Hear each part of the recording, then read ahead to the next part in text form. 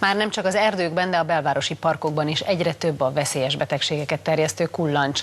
Írtani az Európai Uniós szabályok miatt évek óta nem lehet őket, így a vérszívók által terjesztett betegségek száma is egyre nő. Részletek Pécsről. A fertőzött kullancsok által terjesztett vírusos agyvelőgyulladás ellen 1 éves kortól lehet oltani a gyerekeket, azonban a Lyme-kór ellen nincs védőoltás. Minden évben több ezer új Lyme-kóros beteget regisztrálnak.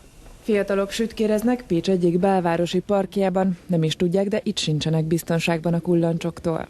Az utóbbi években már a városokban is elszaporodtak az élősködők, legtöbbször a házi állatok hordják be a parkokba a vérszívókat, az ott pihenők pedig mit sem sejtenek a veszélyről. Erre nem gondoltam, hogy itt lehetne kullancs, amíg fel nem hívtad rá a figyelmet, mert ugye hát ez egy közterület, meg végül is a város közepén vagyunk. Hát még nem gondolkoztunk ezen, de majd akkor legközelebb hozunk egy pokrócot, aztán akkor hát ha védettebbek leszünk.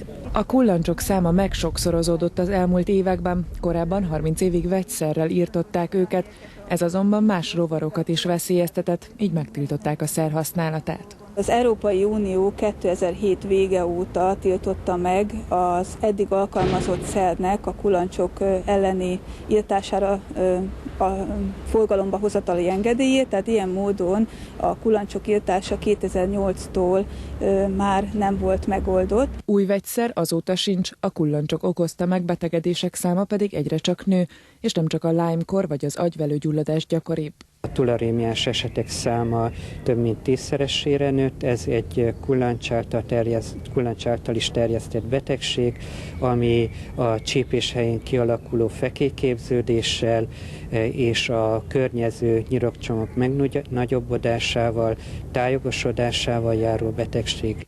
Évente csak nem 2000 új Lyme-kóros beteget regisztrálnak az országban, a legtöbb megbetegedés a Dunántúlon fordul elő.